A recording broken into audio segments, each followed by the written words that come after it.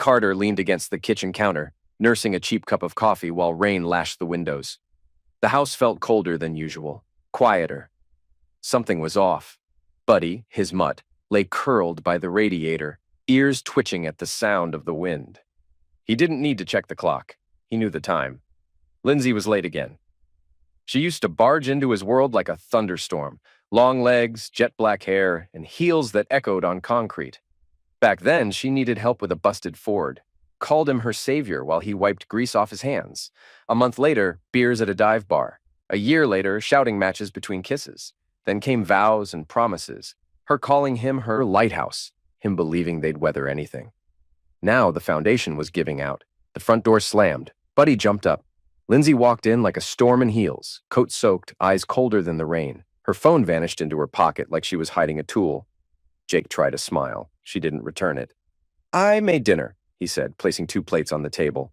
"Where were you?" "Work," she snapped, dropping her coat without looking at him.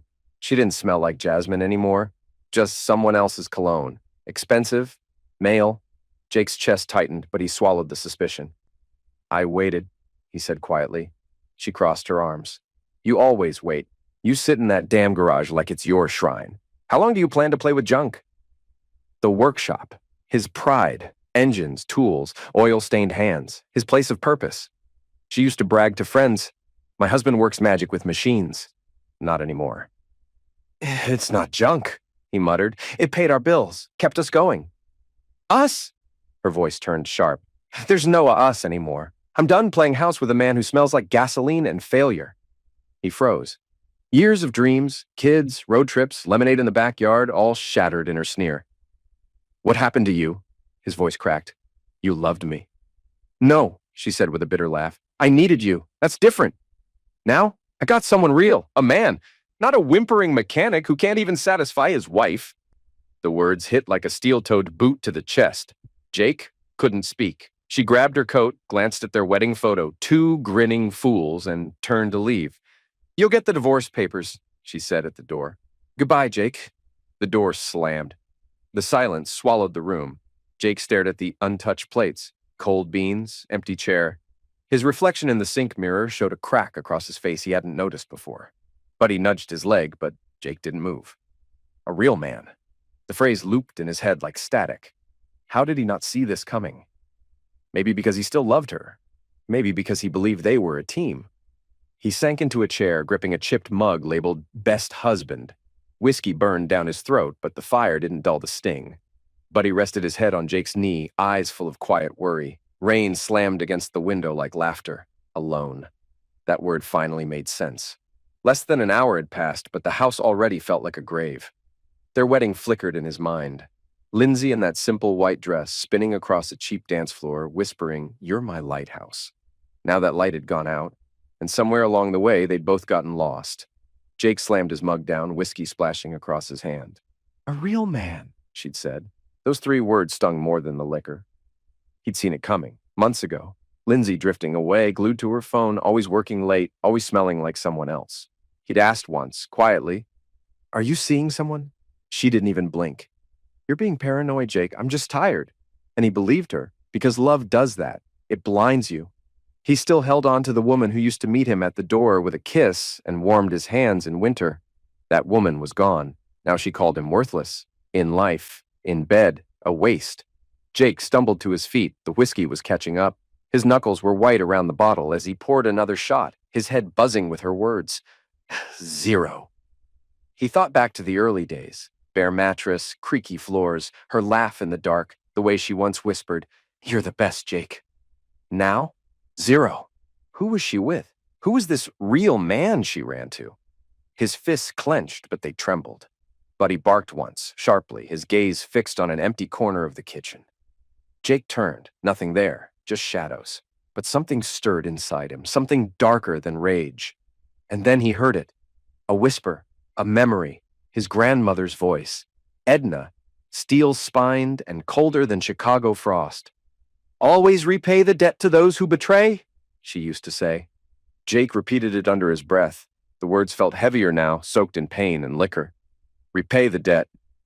The air shifted. The shadow on the wall stretched into the shape of an old woman. Long dress, stillness like a statue. He blinked, gone. Damn, Jake muttered, his heart pounding. He stumbled to the window. In the glass, a flash. Not his reflection, but hers. Edna's eyes, black as coal. Repay the debt, the wind seemed to say. He dropped back into the chair. The whiskey trembled in his cup. Lindsay betrayed me, he said aloud, and then louder. Repay the debt to those who betrayed, Buddy barked again. The shadow grew, thin, tall, still. Earth and wool filled the air. Edna's voice cut through the fog in his mind. You know what to do, boy. Then, blackness. Jake's head hit the table. The mug tipped, whiskey spilling across the floor. Buddy howled. Outside, the wind howled back. Repay the debt, Jake whispered into the dark. Meanwhile, Lindsay stormed into the rain, not looking back. The front door rattled in its frame behind her. She moved like a woman released, eyes wild, heart racing, adrenaline pumping. Her phone lit up. Trevor calling, she smirked. Jake's face flashed in her mind. Pale, pathetic, still trying to hold on. He didn't even fight, she scoffed as she slid behind the wheel. Spineless. 20 minutes later, she stepped into Trevor's luxury high-rise. Leather, glass, the scent of wealth. He opened the door with his shirt halfway undone, the ever-present smirk curling at his lips. Done? He asked, handing her a glass of wine. I'm free, she said, kicking off her shoes. You should have seen him, standing there like a sad little loser. Told him he was nothing. In bed, in life, he just stood there, soaking in the pity. Like always, Trevor laughed, tracing his hand down her thigh. Honestly thought he might swing at me, he grinned. She rolled her eyes. He just stared. 10 years with that man, and not once did I feel like a woman. And now? She purred, pulling him close. He didn't answer with words. They fell into bed, hungry, angry, wild. She clung to the moment like a prize, her laughter sharp with vengeance. Here you go, Jake, she thought. Drink your whiskey, cry to your dog. Trevor passed out after. She lay awake, staring at the ceiling, his arm draped over her like a chain. I'm done with that life, she whispered. This is what I deserve. But when she opened her eyes, something was wrong. She wasn't in Trevor's bed anymore. Lindsay jolted upright, heart pounding. She was in her old bedroom. Jake's bedroom, their bedroom. Same creaky bed, same stale scent of old wood, same crooked dresser in the corner. But something was wrong. Trevor was gone. The window was shut, yet the glass trembled like someone, or something, was knocking from the other side. She swung her legs off the bed, her bare feet meeting the icy floor. The beige walls around her were cracked, hairline fractures that ran deep, like the house itself was splitting open. She crossed to the mirror. Her reflection stared back, eyes hollow, pitch-black voids. Lindsay stumbled, catching her foot on the rug. On the nightstand lay a strange stained ticket. Karmaville, one-way business class. The handwriting was twisted, childlike. The paper smelled like mold and earth. What the hell is this? She muttered, voice shaking. As her fingers brushed the ticket, a shock sparked through her. The walls groaned. The cracks widened like veins. The house trembled. She bolted for the door, but it didn't lead to Chicago. Outside was a different world, some distorted city where broken glass paved the streets and torn letters floated on the wind. She stepped outside, the shards slicing into her feet. One slip of paper clung to her toes. Jake, I'll be late. Don't wait up. Her handwriting, her lie. Another floated by. I love you. She tried to throw them away, but the wind slapped them back into her face. The air stank of decay, but still, faintly, she could smell jasmine, the perfume she used to wear for Jake. Then came the whisper. You betrayed him, witch. It came from everywhere. Air, fog, shadows. Lindsay spun in place, dizzy, confused. She was still in lingerie, blood now dotting her feet from the glass. Her breath hitched. What is this? A dream? She shouted. Some kind of sick joke. But this was no dream. Out of the fog stepped a woman.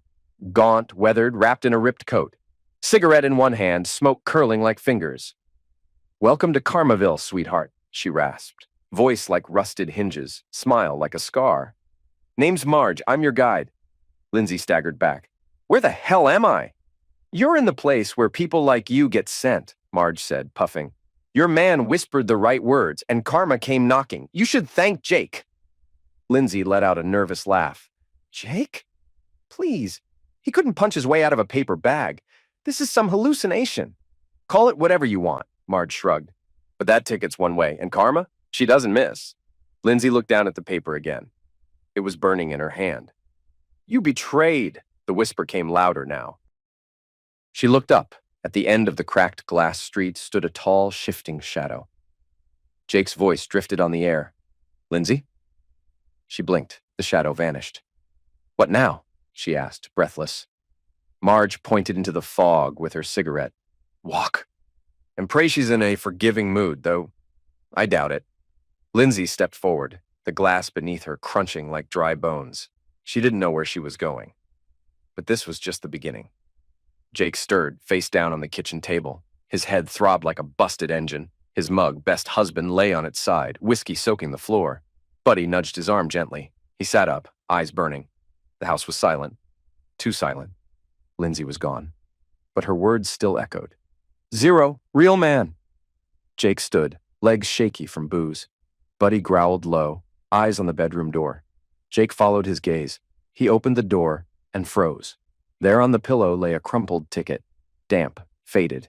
It smelled of dirt and something older. The words "controller" twisted across it in warped, shaky lettering. Jake picked it up. The room shimmered, folded, burned. He was no longer in his kitchen. He stood in a city that wasn't his. Fog wrapped the buildings like bandages. Glass cracked underfoot. He looked down, an old note in her handwriting. "Jake, I love you." He kicked it aside. "Love," he muttered. "Sure." A whisper slid through the fog. "You betrayed.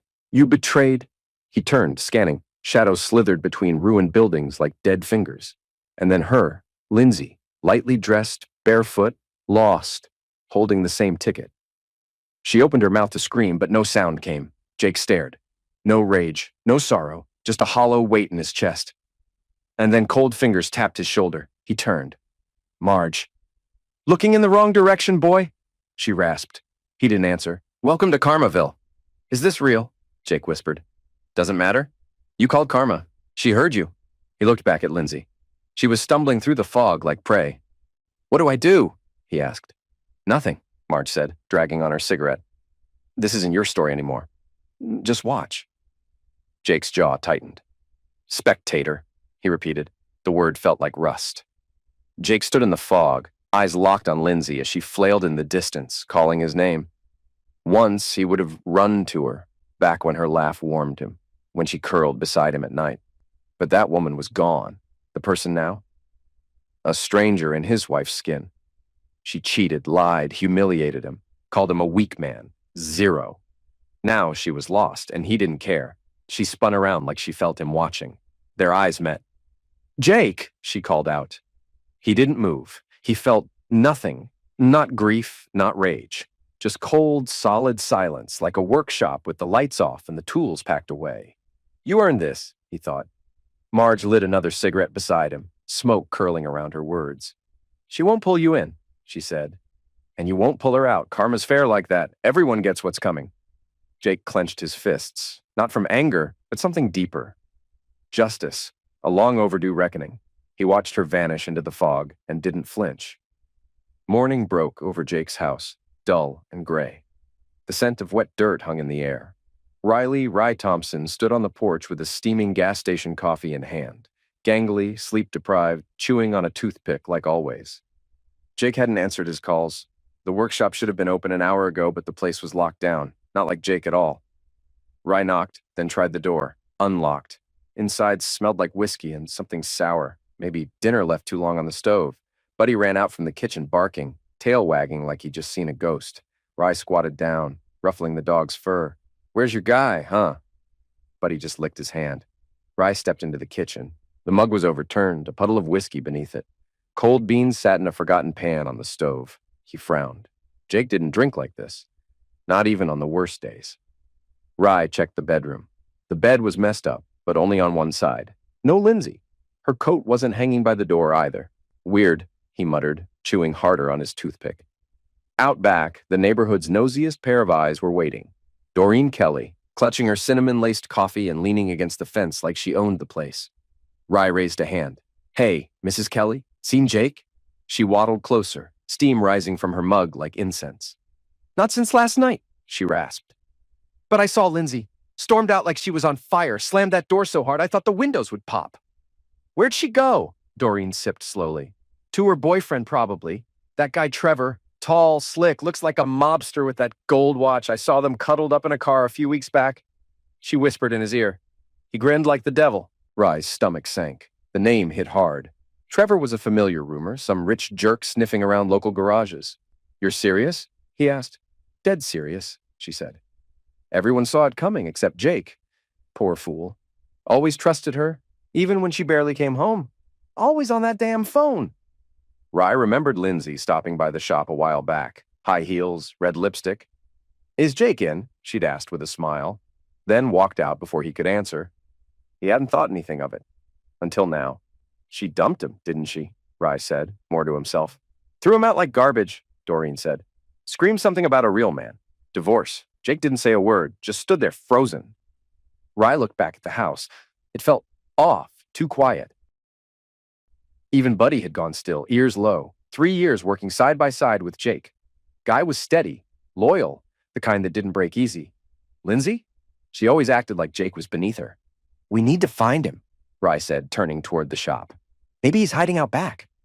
Doreen narrowed her eyes. Whatever happened here, it's not normal. Yesterday, Jake looked like a man, standing at the edge of something. Rye didn't answer, just nodded and stepped inside. He could feel it too. Something wasn't right, and Jake might be in trouble. Lindsay wandered barefoot through Carmaville, the jagged glass slicing her feet. She didn't stop. Couldn't. Her mind still refused to accept where she was, or what this was. The fog shifted, revealing a flickering vacancy sign above a crumbling motel, the kind she'd snuck into with Trevor more times than she'd care to admit. The door creaked open on its own. She stepped inside, but it wasn't a motel. It was a maze. Endless corridors, identical doors, stale cigarette smoke, sweat, and something sweet. Her jasmine perfume hung in the air. Marge leaned against the doorway, cigarette burning low, grinning like a devil. First test, she said, pointing down the hall. Mirror of betrayal. Look, but don't lie. Karma hates liars. I'm not scared, Lindsay said, but her voice cracked. She walked forward. The walls lit up with mirrors, hundreds floor to ceiling. In each one, she saw herself, but not as she was now. She saw who she'd been. In one reflection, a motel off I-55. She was on Trevor's lap, peeling off his shirt. Jake's home, waiting with some stupid bean dinner, she laughed. Probably lit a candle. Trevor grinned, poking her ribs.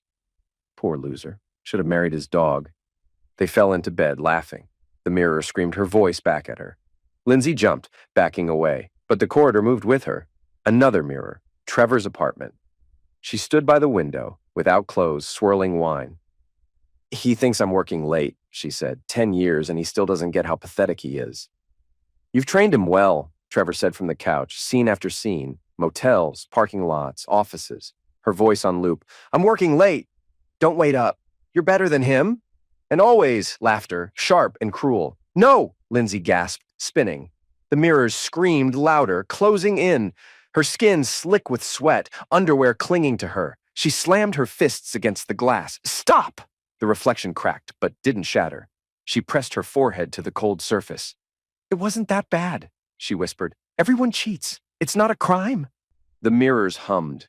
Then a voice, deep, alien, boomed. Admit it. She shook her head. Not my fault. Jake was weak. I just wanted to live. Then the final image flickered. Yesterday. She was on Trevor, laughing, shouting. Jake's a zero in everything, Trevor added. Give him a keychain as a goodbye gift. Lindsay choked on her laughter. The mirror howled. She dropped to her knees, covering her ears. In the shadows, Jake watched. He saw everything, the scenes, the lies, the betrayals, her mocking voice, her laughter. But he didn't feel hate. Just silence, cold and still. Lindsay looked up, tears streaking her face, not from guilt, from fear, from losing control. Fine, she screamed. I did it! I betrayed him! Happy now? The corridor fell silent. One black door opened at the end. She stood, shaky, and moved toward it. For a moment, she thought she saw Jake's silhouette in the shadows. She looked away. She didn't need him. Not then. Not now. Jake said nothing. His jaw clenched. Marge blew a cloud of smoke. First confession, she muttered. Karma's just getting warmed up. He nodded, still watching. Her laughter still echoed in his ears, but it didn't hurt anymore. Just felt right. Lindsay stepped into the fog again. Behind her, the motel door slammed shut. Ahead, a familiar sight. Trevor's apartment, or a warped version of it. The walls pulsed like melted wax. The windows were black voids. A loud ticking filled the air. Tick, tock, tick, tock. Marge stood by the entrance, smoke spiraling like a warning. "Second test," she said. "This one's deeper, the kind none of you think matters." "I handled the first," Lindsay said, lifting her chin. Marge just smirked. Inside, the ticking grew louder, like a clock lodged in her skull. In the center stood a shadow, tall, featureless. In place of eyes were two spinning gold watch faces. Trevor. She recognized him by the gold watch he flaunted like a trophy. But now it pulsed like a time bomb. "Lindsay," the shadow rasped, voice warped like a dying radio. "You're mine." She tried to back up. The floor buckled, locking her in place. "What are you?"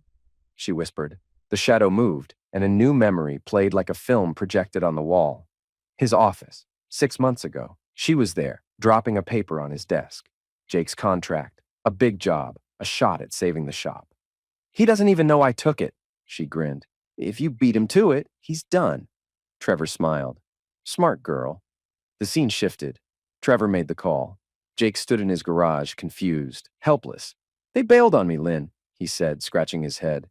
She'd nodded back then, smiling inside. "You deserve it," she'd thought.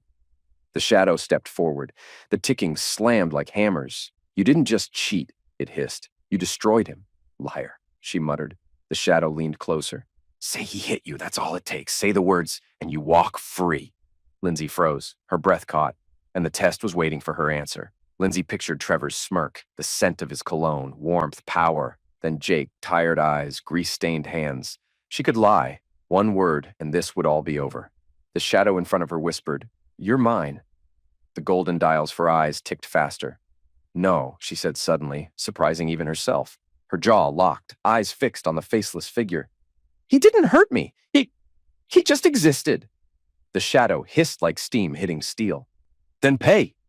The dials flared, blinding. Trevor's form dissolved into smoke. The ticking echoed through the warped room. The ground cracked. Lindsay dropped to her knees, gasping. A black door opened ahead. She crawled toward it, refusing to look back. From the shadows of Carmaville, Jake stood beside Marge, watching. Every scene, every betrayal, every cruel smile. Trevor stealing his biggest contract. Lindsay laughing about it. He remembered the night he lost the deal. He came home and said, "We'll get through it." She nodded, hid her eyes, and went to bed. Now he knew the truth. Marge exhaled slowly, smoke curling upward. "Big bombshell, huh?" Jake didn't answer. He just clenched his fists. No sorrow, no fury, just cold clarity. This wasn't about a fling. She had taken his trust, his work, his life, and tossed it aside. He watched her crawl toward the next door and thought, pay for everything. Back in Jake's empty house, Rye stood motionless in the kitchen. Afternoon light filtered through the windows like it had given up. Buddy whined, nose in his empty bowl. Jake was still gone. No note, no sign. Rye poured water for the dog and rubbed the back of his neck, chewing a fresh toothpick. What the hell happened here? He checked the basement. The steps creaked underfoot, the air thick with dust and damp metal. He flipped the light. It flickered, then held. Old tools, tires, boxes marked Lindsay's stuff, and in the corner, a weathered chest with a rusty latch. Rye cracked it open. Inside, faded photos, brittle newspapers, coiled rope, and on top, a thick leather-bound journal. Edna Carter, Jake's grandmother. Rye had heard of her, a cold, hard woman who ran the family like a drill sergeant. He flipped to the first page. March 15th, 1972. He went to her. Carmaville will find him. His pulse quickened. He sat on the floor, flipping further. March 20th. William thought I didn't know. 20 years married and he sneaks off with some hussy. I saw them. I told him. Repay the debt. He left. Never came back. Rye froze. Jake had muttered those same words weeks ago, drunk and bitter after a fight with Lindsay. Repay the debt to those who betray. The lights blinked. A shadow shifted in the corner, tall, hunched, like a woman leaning on a cane. Rye scrambled to his feet. Nothing there. Just swirling dust. Upstairs, the door slammed. He bolted toward the sound. Doreen stood in the kitchen, mug in hand. Buddy barked at her. "Why are you yelling?" she asked. "I wasn't," Rye said breathlessly, holding up the journal.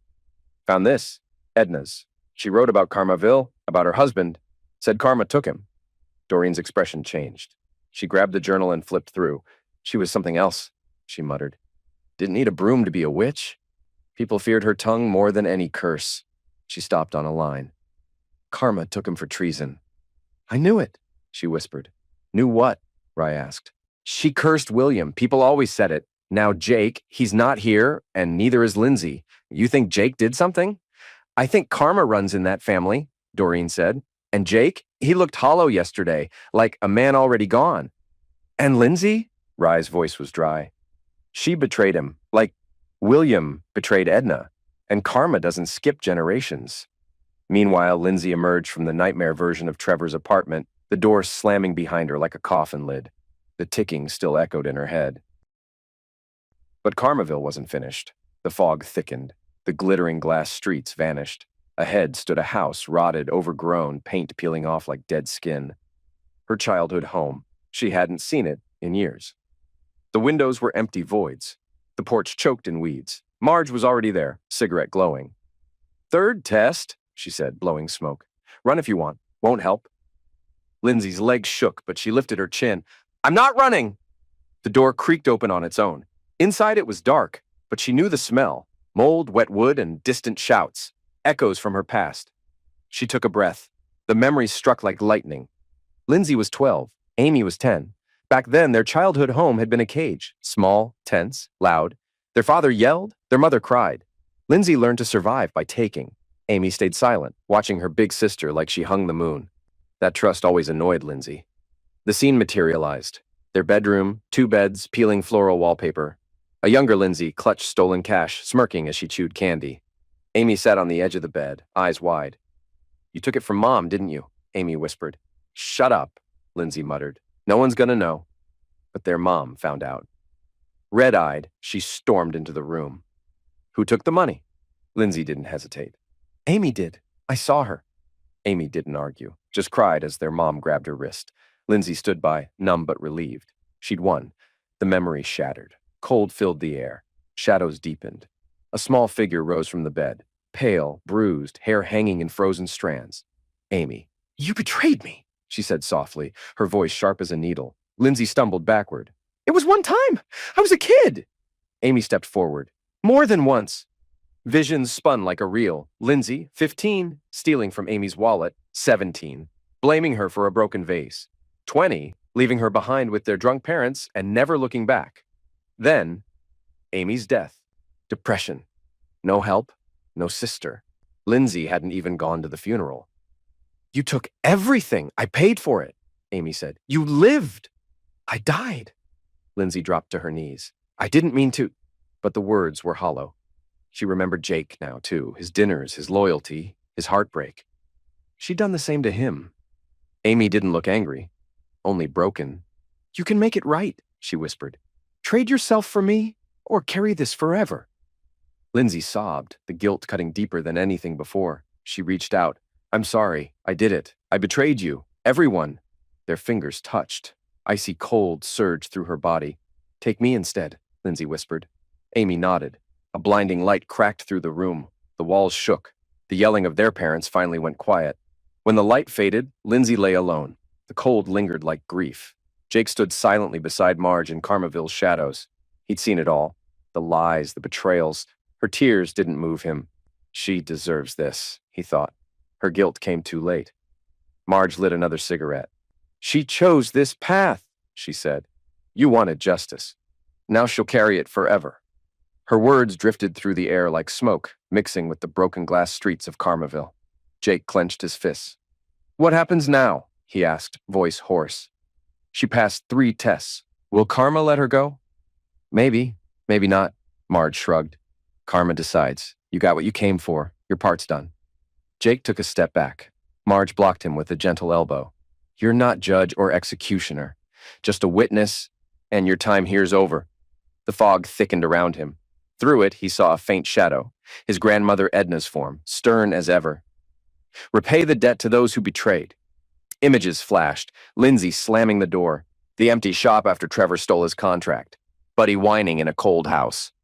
Go, Marge said. Carmaville's done with you. Before he could reply, the fog surged forward and swallowed him. He caught one last glimpse of Lindsay, her eyes wide, reaching for him. Was it fear? Regret? He'd never know. And then everything disappeared. Jake woke up with a jolt. His head rested on the kitchen table, the light flickering above. Buddy nudged his leg and whimpered. The house was quiet. Lindsay was gone. Buddy, he whispered, rubbing the dog's head. It's just us now, huh? The dog yelped gently. Jake stood, legs unsteady. 6:15 a.m. The world outside was gray, heavy with silence. Lindsay wasn't coming back. He didn't need proof. He just knew. He wiped sweat from his brow. Karma, the word echoed in his head. Maybe it was real. Maybe just a nightmare brought on by too much whiskey. But either way, something had changed. And Lindsay, she was never coming home. Near the bedroom door, something odd caught Jake's eye. A faded yellow ticket, the same kind from Karmaville. Controller. One way. The crooked letters shimmered in the dim light. He picked it up. It smelled like wet soil and cold air. His skin prickled. Not just a whiskey dream, he muttered, pocketing it. A knock came at the door. Jake, you in there? It was Rye, his wiry assistant, tired and anxious, a toothpick dangling from his lips. He didn't wait for a response. Jake, buddy! Rye burst in, wide-eyed. Damn, I thought you were... Never mind, thank God. He scanned the wrecked kitchen. Bottles, half-eaten beans, cold coffee. Have you been drinking all night? The workshop's closed, your phone's off, lights on. Thought maybe it was about Lindsay. Jake slumped into a chair. Paradise, he said quietly. Rye set a coffee on the table and kicked a bottle away. Where have you been? What the hell happened here? Jake rubbed his face. Ghosts? Karma? He didn't know how to say it, but something had happened. Something real. Lindsay's gone, he finally said. Last night. Then things spiraled. Rye nodded. Doreen said she stormed out, slammed the door. Jake exhaled. After that, I got drunk, and I remembered something my grandmother used to say. Repay the debt to those who betray. Rye straightened, pulling something from his jacket. I found this in your basement. He handed over the leather notebook. Jake flipped under through the pages. Edna Carter, her handwriting, her words, Karmaville, the same warnings. This is real, he said, stunned. I think I went there. Rye looked between the journal and the yellow ticket Jake now held out. I don't know what this is, but if Edna believed in it, maybe it's more than a dream, Rye said, uneasy. He shut the notebook. Let's drop the ghost talk. You need sleep, and maybe something stronger than coffee. Jake smiled weakly. I've already had enough whiskey. A little more won't hurt, Rye said, tossing his jacket over a chair. Then bed. I covered for you. Told clients you were sick. Jake nodded. Thanks. You're the only one still here. Come on, boss, Rye said, patting his back. We're a team. They cleaned up, dumped the beans, cleared the bottles. Neither mentioned Lindsay again. Jake was too numb to feel anything about her now. Later, Rye dropped onto the couch. Jake sat nearby, flipping through the diary in silence. You should crash in your bed, Rye said. I've been up all day. Might a nap here? Jake was about to agree when a soft sound came from the hallway. A latch, clicking. They froze. You heard that?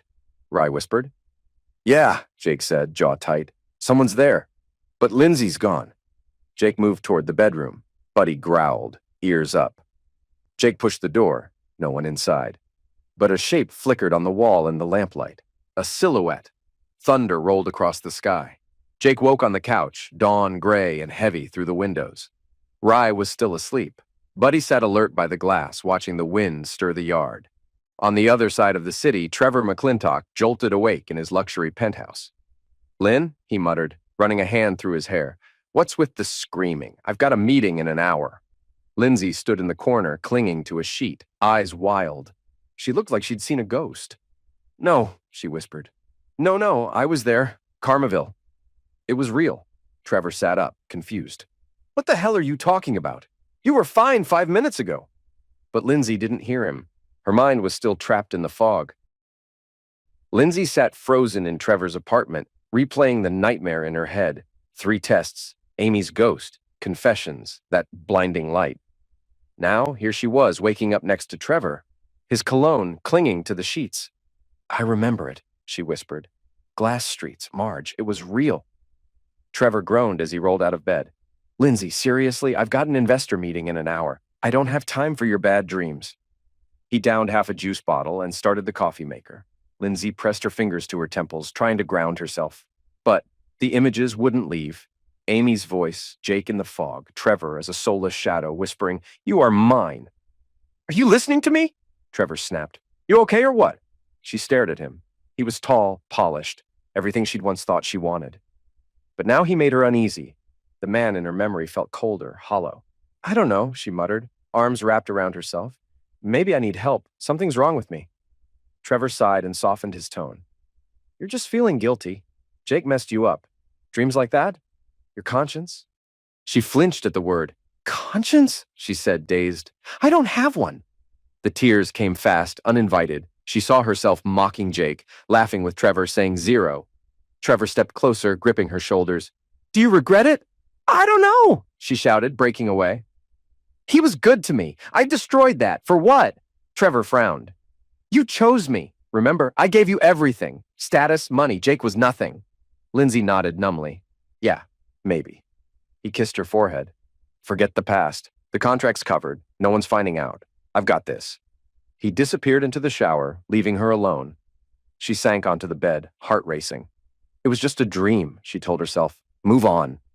But the fear still scratched inside her. Later, alone in the silence of the penthouse, Lindsay stood in front of the mirror. Her eyes were sunken, her face pale, and for a split second, the reflection changed. Dark holes instead of eyes. She screamed. It vanished, but the terror stayed. She grabbed her phone. No calls. Not from Jake. Of course not. Why would he? But she wanted to hear his voice, to say something. Her mind drifted to their small home, that old sofa, movie nights, their wedding. Real love. Before she broke it. "You betrayed me," Jake's voice echoed from Carmaville. The phone slipped from her hands. She collapsed to her knees. "Help," she whispered, before everything went black. Back at the garage, Jake and Rye opened late. A customer was already at the gate. "You guys ghosted me twice," the man grumbled. Rye handled it. "Sorry, unexpected situation. Truck's ready. Give us a minute." Jake ran a quick check. The tools, the smell of oil, the clink of metal. Here, at least, he felt sane. The truck was fine. The customer paid and left. "See?" Rye said, wiping his hands. "Another job done. Keep it up and the month's not lost." Jake gave a small nod. "Yeah, maybe." They worked through the morning, the radio humming under the buzz of drills and gusts of wind outside. But Jake's thoughts kept drifting. To the fog, to Lindsay. Was she still trapped in Carmaville? Or did she make it back? Around noon, they took a break. Jake sat quietly, soda in hand, when the phone rang. "Carter's workshop. Jake speaking." A woman's voice replied, sharp and anxious. "Hi, this is Maggie from Rockland Trucks. Remember us?" Jake's eyes narrowed. "Yeah, I remember. Rockland, his biggest lost contract, the one Lindsay helped Trevor steal. There've been developments," Maggie said. "Can you come in at 4? The boss wants to talk about a new contract." Jake glanced at Rye, who raised his brows. "I'll be there," Jake said and hung up. Rye leaned in. "Think it's real?" "I don't know," Jake admitted. "But if we get that job back, it could save us." "Hell yeah," Rye grinned. "We keep working, then swing by Rockland at 4. Across the city, tension filled the halls at Rockland Trucks.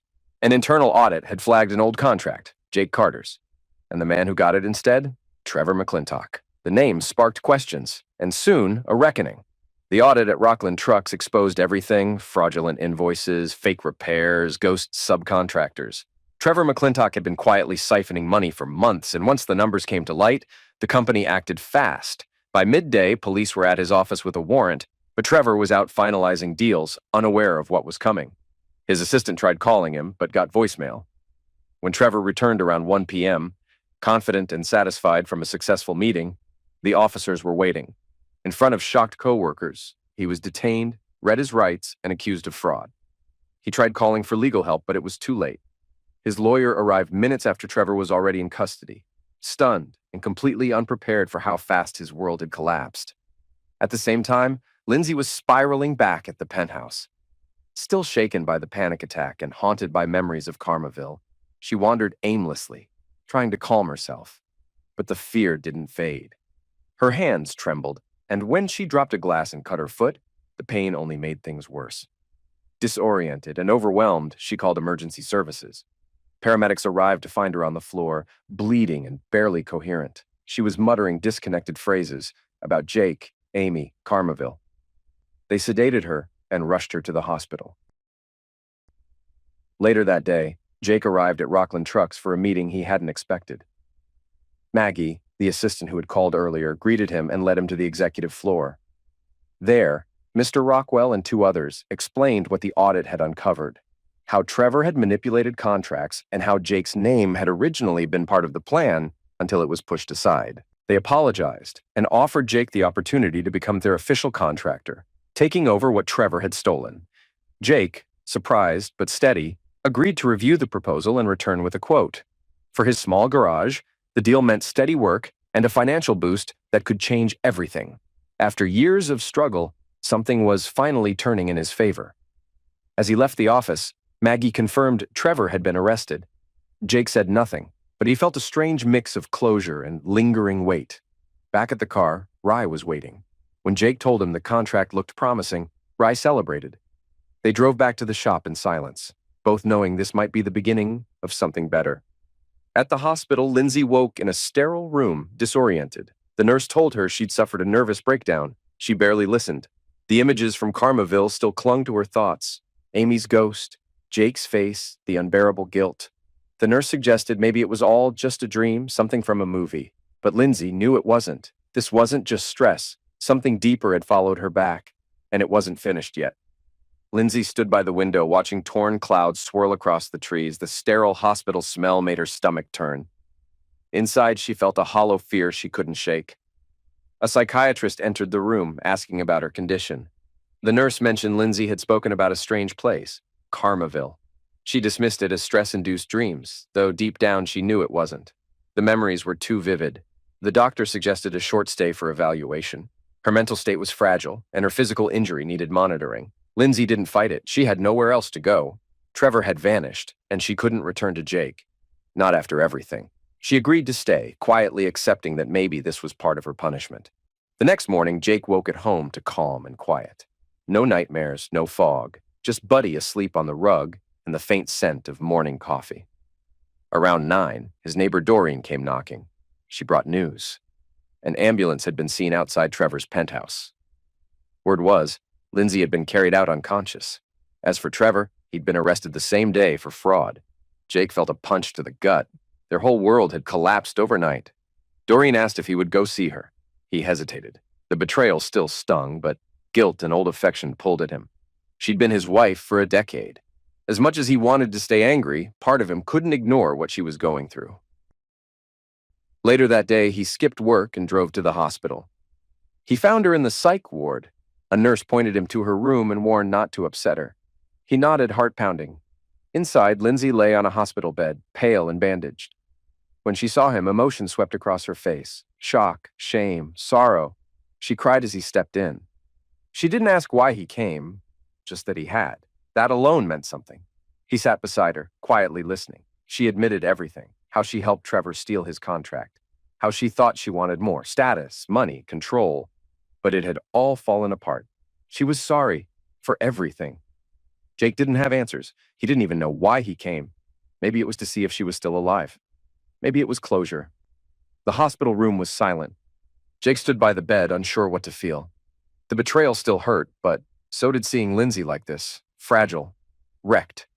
She spoke quietly about nightmares, about walking through strange glass streets, haunted by her sister Amy and memories of Jake. She thought it was all in her head. But when Jake told her he'd seen it too, Carmaville, something shifted in her. Maybe it hadn't been a dream. She broke down again, blaming herself. She'd ruined everything she touched, she said. Jake didn't respond right away. Rain tapped the window behind him and he stared out, unsure how to offer comfort to someone who had once torn his world apart. Lindsay admitted she might be transferred to the psych ward.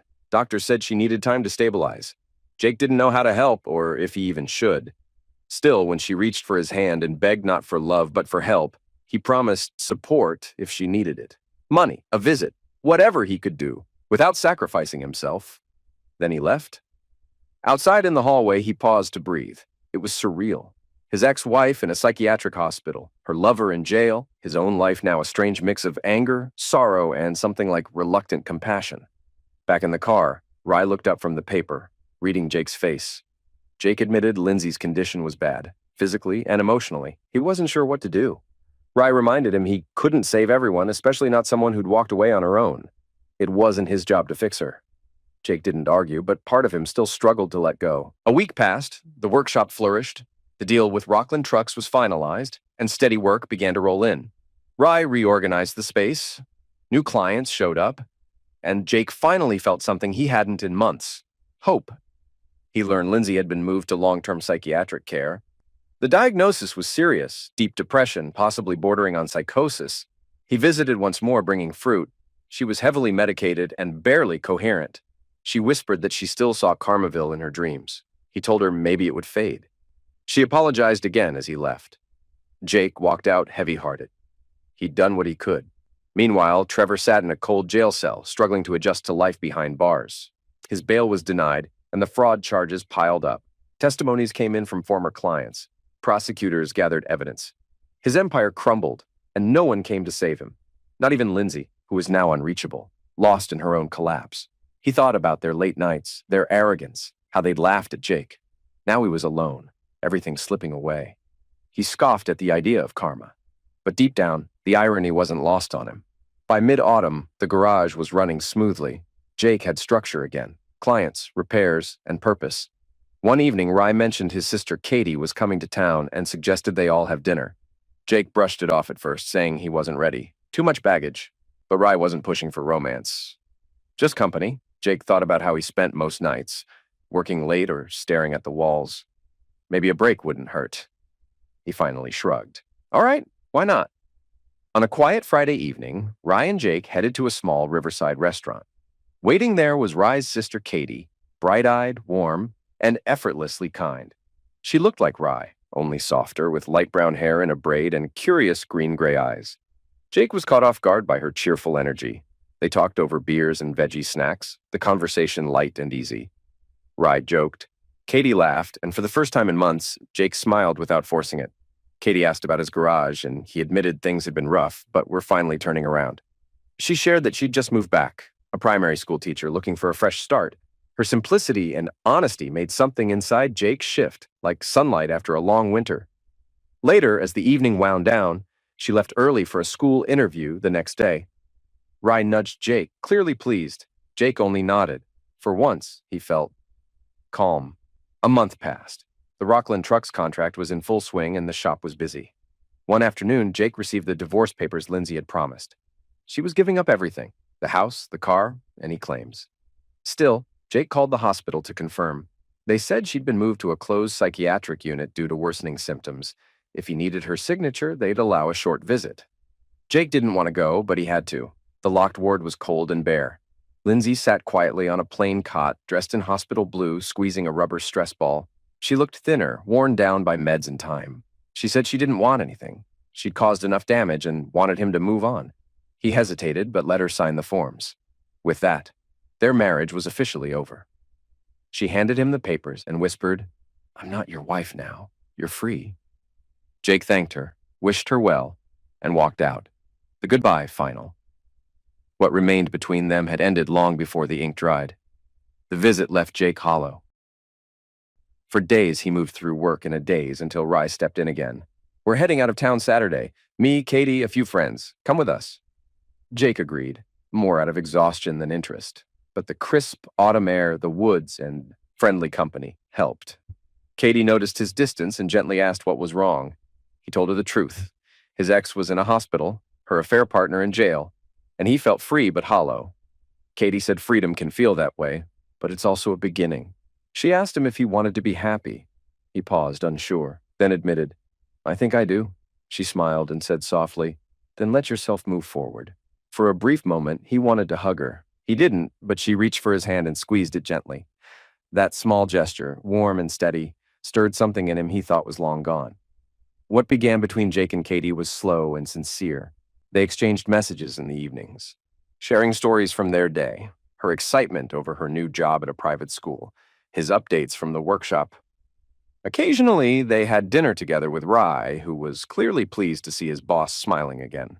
As the months passed, Lindsay remained in treatment. Occasionally, she sent short, shaky letters filled with regret and memories of happier times.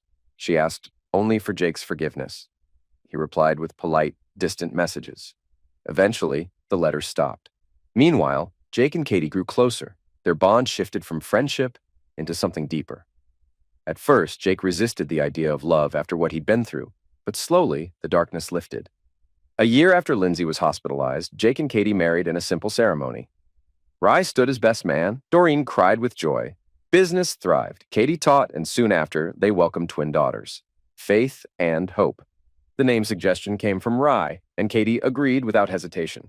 They moved into a bigger home, but kept the old house as a rental, its worn couch now holding new stories. Jake built a life filled with laughter, family, and love. Every time he looked at his daughters, he thought, "This is what I was missing." Years later, with the girls in school and the shop running smoothly, Jake was closing up when the phone rang. An unknown number. It was Dr. Rossi from the hospital. Lindsay had died that morning. Cardiac arrest. No family, no one else to call. Jake agreed to handle the arrangements. After the call, he sat alone in the workshop, lost in thought. Memories flooded back. Lindsay in her wedding dress, their old puppy buddy, their small, joyful moments. And the moment it all fell apart. Only a few people came to the funeral. Jake, Katie, Rye, and two former colleagues from Lindsay's marketing days. It rained the entire time. As the earth covered the coffin, Jake stood quietly, a strange emptiness in his chest. Later that evening, they sat together at the kitchen table. The girls played with dolls nearby. "Dad, was Aunt Lindsay a bad person?" Faith asked. Jake paused. "No, sweetheart, she just got lost." "Lost how?" Hope asked. Katie gently stepped in. "Some people make choices that hurt themselves and others, but that doesn't mean they're bad. They just lost their way." The girls nodded and went back to playing. Jake and Katie exchanged a quiet look, filled with understanding and something deeper. He reached for her hand and held it. In that moment, with the sounds of their children's laughter and the warmth of home around him, Jake realized something. Karma had done its work. The past was buried. He hadn't escaped without scars, but he had been given something rare, a second chance. And this time, he wasn't letting it slip away.